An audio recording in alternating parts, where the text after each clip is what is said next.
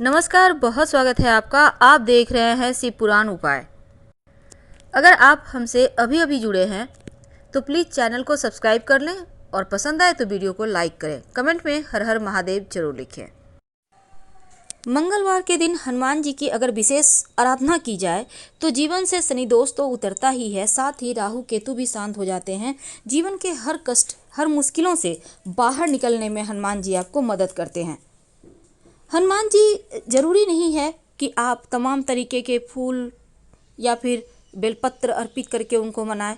आप श्रद्धा भक्ति से अगर एक दीपक भी जला देते हैं या फिर आप हनुमान चालीसा भी पढ़ लेते हैं तो उतना ही काफ़ी है। लेकिन विशेष मनोकामनाओं की पूर्ति के लिए एक छोटा सा प्रयोग अगर आप करते हैं तो जीवन के सारे कष्ट मिटते हैं। तो उनको प्रसन्न करने के लिए कुछ खास वस्तुएं हैं।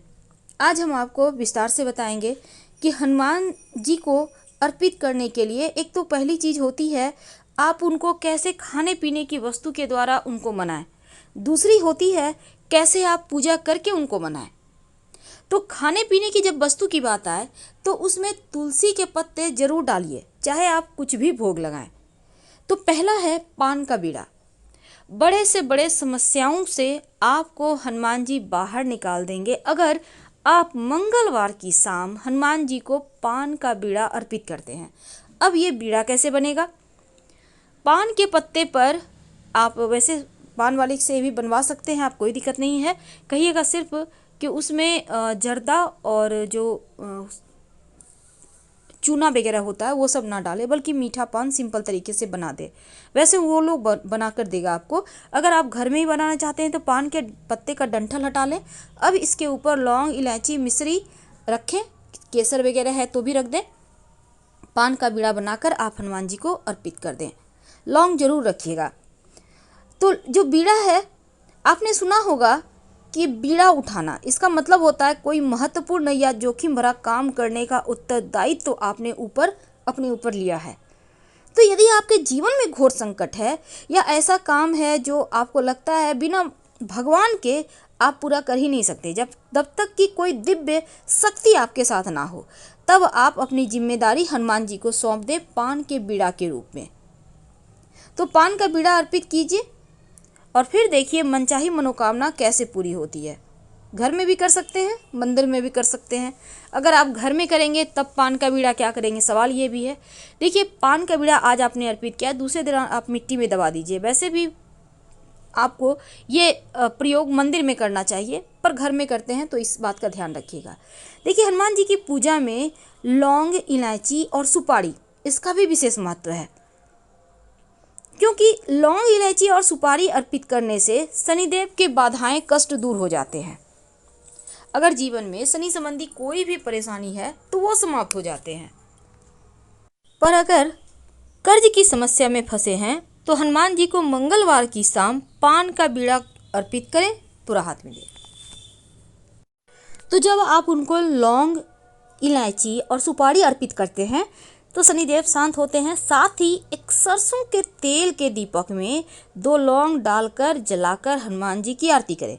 आपके जीवन के संकट दूर होंगे, धन प्राप्ति के राह मिलेंगे, जीवन की सारी परेशानियां दूर हो जाएगी।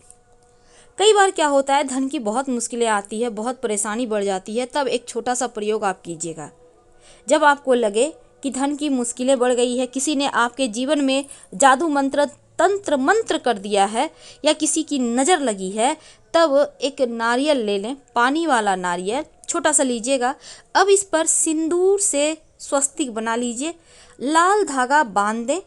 इसके बाद इस नारियल को हनुमान जी के चरणों में रख दें और एक ही नारियल लेना है। 11 मंगलवार लगातार इसको आप हनुमान जी के चरणों में रखें, फिर उठा लें, फिर रखें, फिर अर्पित करके रख लें। तो 11 मंगलवार तक इस तरह से प्रयोग करें।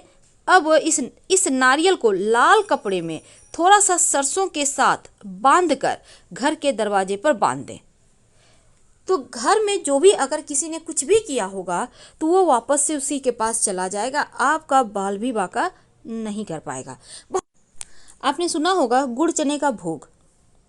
तो ये भोग क्या है? ये मंगल को शांत करने का उपाय है। अगर आपकी कुंडली में मांगलिक दोष है, बार बार आप गिर जा रहे हैं, दुर्घटना हो रहा है, चोट चपेट की परेशानी ज़्यादा है जीवन में, तब आप गुड़ और चना चना भिगोया हुआ पानी में आप हनुमान जी के मंदिर में जाकर हनुमान जी को भोग लगा दें। तो गुड़ चना का भोग लगाने से जीवन की सारी परेशानियां दूर हो जाती है। आप चाहें तो गुड़ की जगह चिरौंजी भी लगा सकते हैं। वैसे चने के साथ गुड़ ही अच्छा लगता है। लड्डू लड्डू भी बहुत तरह के होते हैं, लेकिन हनुमान जी को अगर आप बूंदी के लड्डू अर्पित करें तो आपके समस्त ग्रह शांत हो जाते हैं, मन चाहा मनोकामना पूर्ण होता है और लड्डू चढ़ाने से पापी ग्रह भी काबू में आ जाते हैं। अब हम आपको एक खास प्रयोग बताएंगे और वो प्रयोग है आटे का दीपक का। अगर आप कर्जों में फंसे हुए हैं, धन की बहुत मुश्किलें हैं, तब एक छोटा सा काम करें। आटा ले लें, उसका आप दीपक बना लें, 5 दीपक। अब बरगद का 5 पत्ता ले आएँ, शाम में कीजिएगा ये प्रयोग, सुबह भी कर सकते हैं। तो 5 पत्ता बरगद का ले लें, हर एक पत्ते पर एक दीपक रखिए। अब इस दीपक में रुई की बाती होगी और घी होगा।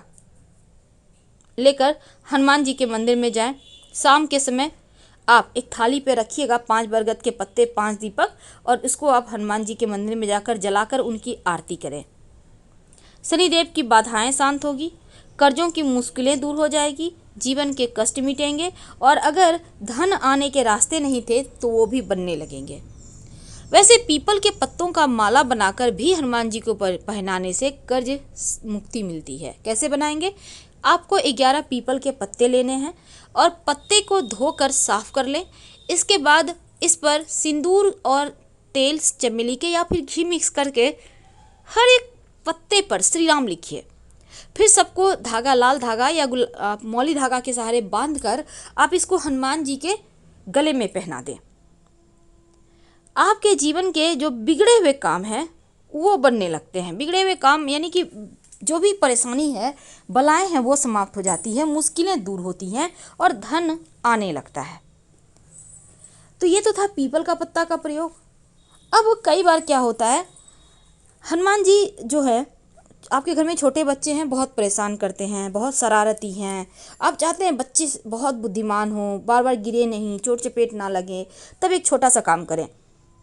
आप अपने घर में घी सिंदूर थोड़ा सा एक छोटा सा बर्तन में, कटोरी में मिक्स कर लें। अब आप इसको हनुमान जी को उनके बॉडी में लगाइए। अब हनुमान जी को जब अब ये सिंदूर लगाइएगा तो आपके हाथों में जो लगा रह गया उसको थोड़ा सा ले आइए और अपने बच्चे को नियमित रूप से इसी से टीका करें। आपके बच्चे की एकाग्रता बढ़ेगी, उनकी बुद्धि तेज होगी, उनकी दृष्टि तेज होगी, उनका सौभाग्य बढ़ेगा, सुख बढ़ेगा, चोट चपेट दुर्घटनाओं से बचेंगे। वैसे इस सिंदूर से आप अपने गाड़ी के बोनट पे अगर स्वस्तिक बना लेते हैं तो आपका गाड़ी सुरक्षित रहेगा, खराब भी नहीं होगा जल्दी। बहुत सिंपल है, पर इसके अचूक आपको फल मिलते हैं। तो हमने टॉपिक रखा है कि हनुमान जी की पूजा में आप ऐसा क्या काम करें कि जीवन के कष्ट मिट जाए। देखिए, आपको दीपक में क्या डालना है। देखिए, एक तो आप 2 लौंग डाल के सरसों के तेल के दीपक में आप शाम के वक्त दिया बाती जला सकते हैं। दूसरा, आप कपूर के सहारे भी लौंग जलाकर पूरे घर में दिखाकर आप इसको ही कर सकते हैं। तो इससे क्या होता है, नेगेटिव एनर्जी शांत होती है, आपकी मनचाही मुराद पूरी होती है। अगर लौंग ना हो तब यहाँ पर आप 2 काली मिर्च के दाने डाल के जला सकते हैं। अगर काली मिर्च भी नहीं है तो पीली सरसों के 2-4 दाने एक चुटकी लेकर डालकर जला के पूरे घर में आरती करें। इससे भी अतृप्त आत्माएं शांत होगी, जीवन के बाधाएं दूर होंगी। कई बार होता है कि आपके कोई भी मनचाही मुराद पूरी नहीं हो रही, नौकरी व्यवसाय की समस्या बहुत परेशान कर रही है, तब एक छोटा सा काम करें।